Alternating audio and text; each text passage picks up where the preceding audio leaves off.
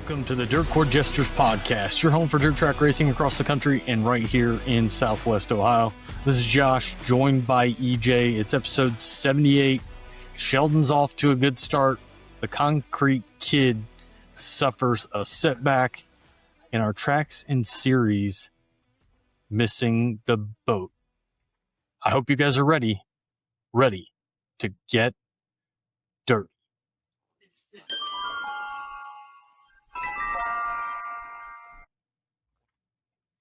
This weekend, dirt racing history, we go back to April 8th, 2017. It just happened to be my 26th birthday. Happy birthday to me. So we're going back to Texas Motor Speedway with the ASCS. We had Sam Haferteeth Jr. with the win, John Bauman in second, and Wayne Johnson in third. Let me talk to you. This week's talking points. I want to start by talking about a post 35 Raceway in Frankfort, Ohio made. They posted that they're going to continue to be an IMCA sanctioned track. That being said, Melissa and I, the owners of the tracks, for the betterment of the drivers and car owners in this division who feel we are being put into a bad situation by having to choose between racing at a local track or with a series, which was never our intent, as we were not even racing against the series at any time. Regardless, we will not run the 305 RaceSaver Sprint cars in 2026. We will see what 2027 brings. As always, we absolutely wish nothing but the best for everyone involved in the 305 RaceSaver Sprint cars. So interesting post there from 35 Raceway. You know, we talked about it before, and we'll always talk about it, whether it's tracks or series working together. We've talked about some oversaturation in the past with late models and 410 sprint cars here in Ohio in particular. And now obviously there's something going on with 35 Raceway and them being an IMCA sanctioned track, and the 305 RaceSavers aren't going to be running there in 2026. I hate to see that happening, but I appreciate the post from 35 Raceway and the fact that they're being open about what's going on behind the scenes. Yeah, have you ever been to 35, Josh? Because I'm from close by and I've never been there. Okay, no, I've wanted to get there, but I myself have not been there. So definitely one of those tracks I need to get to. Yeah, it's good to see the opening up, like you said, about just being up front and stuff on social medias and stuff, because a lot of the tracks are talking about people being up front, and they want to hear that kind of stuff. So it's always good to hear that. Definitely. You blocked my shot. All right, we got so Kevin Thomas Jr. will ride with the Purple Heart Foundation name and colors on his Four Kings Racing USAC midget ride this season. It's a partnership that's near and dear to KTJ and the whole team. And the USAC midget season is set to start April 24th and 25th at Kokomo Speedway. Josh, get your ass to Kokomo. Yeah, no, you're not wrong there, but I listen. I'm a fan of Four Kings. I mean, Jacob Boxell running with them, Kevin Thomas Jr. there. And then you throw the Purple Heart Foundation in with the team. You can't go wrong. Hopefully those guys have a strong season with the USAC midgets in 2026. I love that partnership and can't wait to see that car at the track. I like KTJ a lot. He's one of my favorite non-wing guys. Yeah, heck of a driver. A lot of people were talking about Tanner Thorson packing up and leaving the World of Outlaw event on March 31st at 81 Speedway. Thorson decided to pack up. He's leading high limit points, and to him, that's more important than a one-off World of Outlaw show. Connor Wade says you should race as much as you can, and has also said the Outlaw drivers should use their 4 freebies. I get Thorson packing up. I don't have anything against it. He's running full-time with high limit. He's leading the points right now. That is his focus, and that is more important to him than a single World of Outlaw event. I think I'd rather Connor say the Outlaws should not prevent their guys from racing at all, but I understand it. They signed the guys' checks. What are your thoughts about this, EJ? Well, first off, I mean, most of the Outlaws, they don't want to race much more than what they race already because they're going every single week from February to November, pretty much. As far as Thorson leaving, just leave that alone, man. I mean, that guy's been winning everything he's been in this season with every race. I mean, with High Limit, I think he's won, what, 3 or something like that? He won like 3 in a row or something. And yeah, I don't see no problem. It was a windy day, and I mean, he qualified in the back, and just save your equipment and think about the bigger picture. That just shows Tanner Thorson as a person and his maturity over the years. Yeah, well, and you're first of all, like you said, the Outlaws race a ton. They've got 4 freebies. If they don't use them because they already race enough, I can't say I'm going to hold that against them. High Limit doesn't run nearly as many races, but Tanner Thorson's in a spot right now that I don't think anybody would have thought. Granted, it's early in the season, but I don't think anybody had him leading the High Limit points roughly a month into their season. So I understand it. And like you said, if you're in the back with the way the things were, you don't want to tear anything up. High Limit is where you're running full time. You're leading in points, and that's where your focus is going to be. I think I'm with you. It would have been better left alone. Yeah, I don't see it being as big of a deal as everybody has put it out to be, but we'll see what happens when High Limit picks back up, and I look for Tanner Thorson to be running in the front. Oh, yeah. So what we got next? Recently, Justin Fielder on Dirt Tracker talked about Sheldon and his nice start to 2026. Let's go, Sheldon, Josh. He's third in World of Outlaws points right now. He's only 76 back. His average finish is around 5th, and his qualifying is second only to David Gravel. And we was talking earlier, they're running a lot of the same setup, engines, a lot of the same parts and stuff. Both teams are really cool. We've heard a lot from both of those teams in recent interviews on podiums and dashes and stuff. They've been asked about it.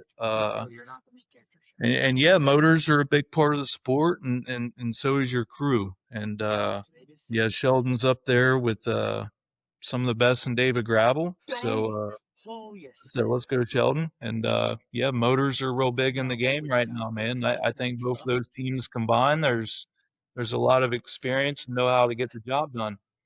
Yeah, well, and it sounds like KCP's running a similar setup to Big Game, and it's a different motor than what Sheldon was running prior to switching to KCP. So it sounds like that it's been easier for them to get parts for those motors, and that's even if they need them. It sounds like the motors hang on pretty well, and they don't have a whole lot of issues. But in the past, when Sheldon was with Claus and Marshall, the motors they were running there, it seemed like there was somewhat of a part issue.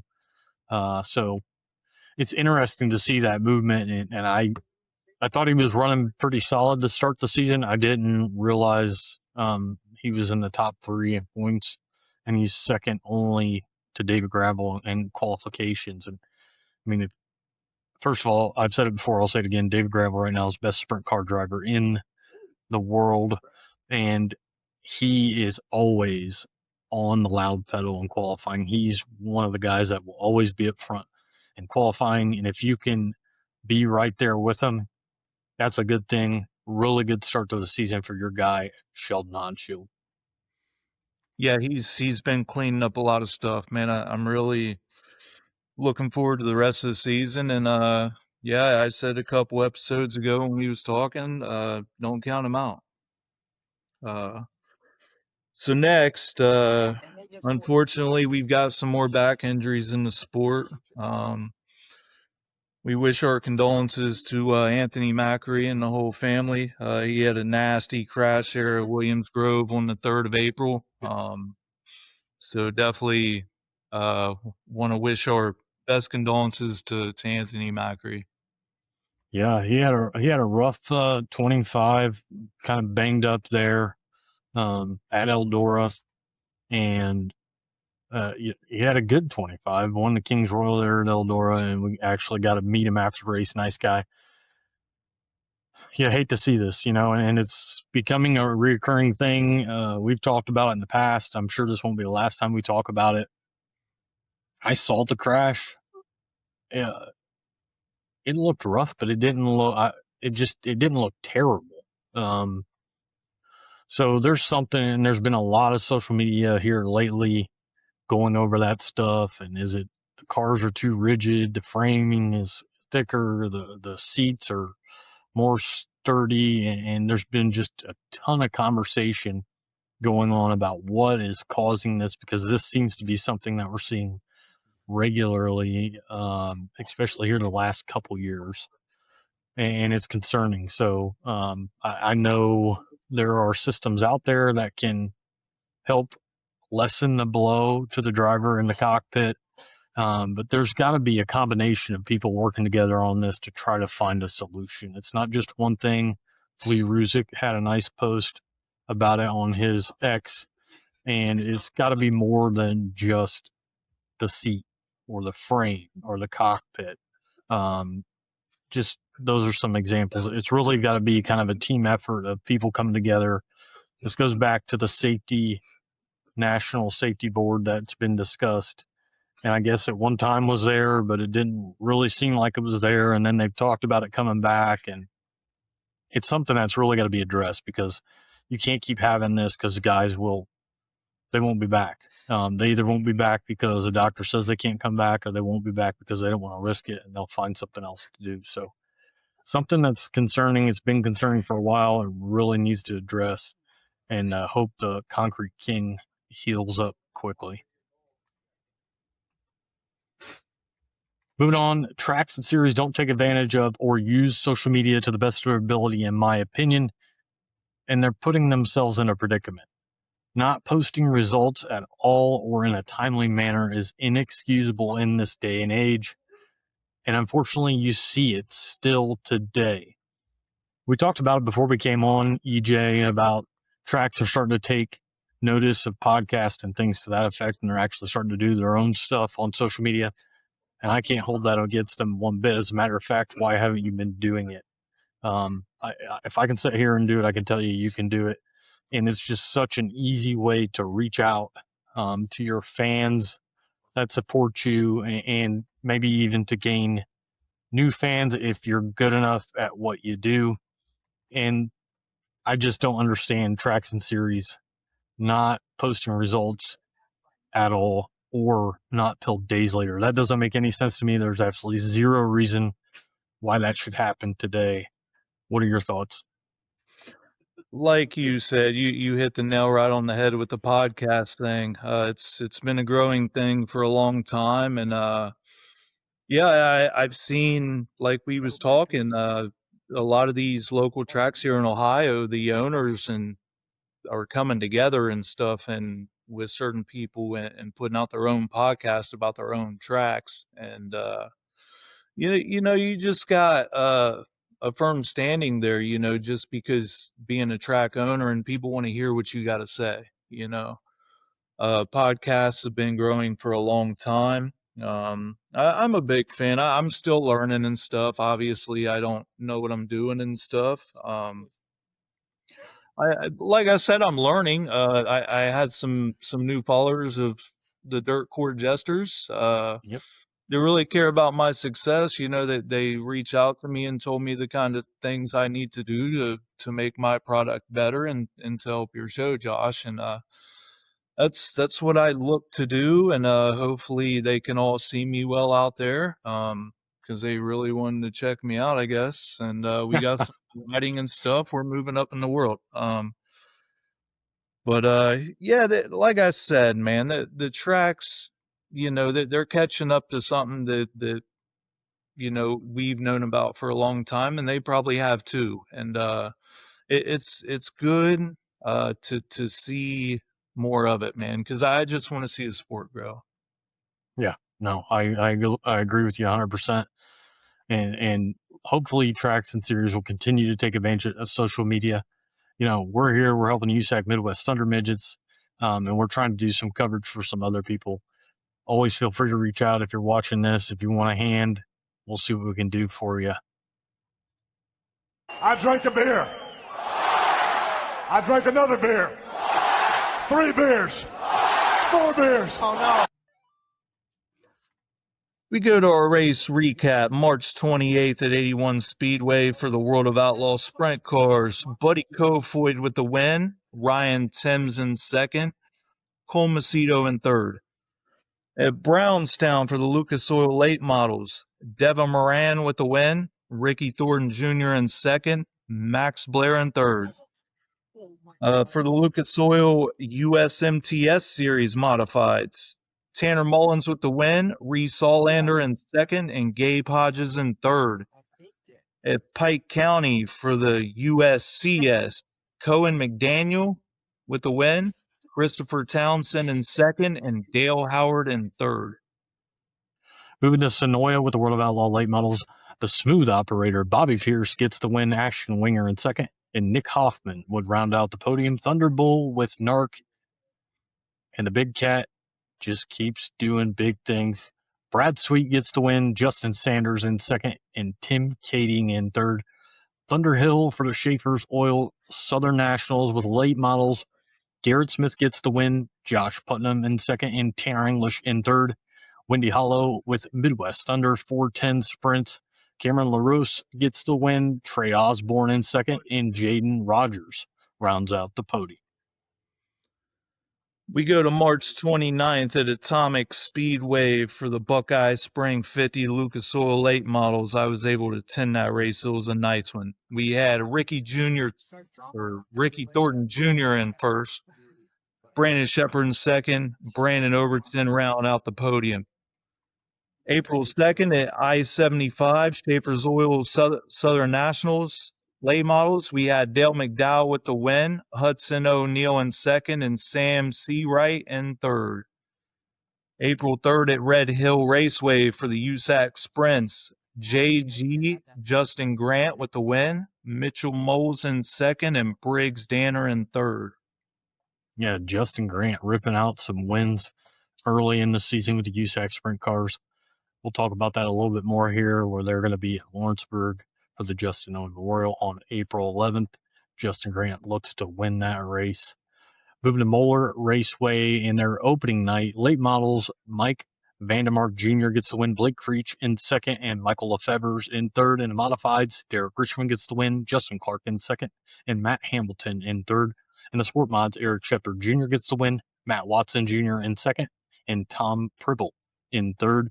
In the compacts, Zach West gets the win, Christopher Mayer in second, and Caleb Humphreys in third. In the legends, Wade Schoonover gets the win, Colton Brock in second, and Quentin Adams would round out your podium. Moving to Ponderosa, and then Northern All-Star Late Models for the Jeff Gullett Memorial. Mike Marlar gets the win, Jason Jameson in second, and Josh Rice rounds out the podium. Then we go to Williams Grove Speedway out in Pennsylvania for the 410 Sprint car. Steven Snyder Jr. for his first win at Williams Grove. Lance DeWeese in second, and Freddie Raymer in third.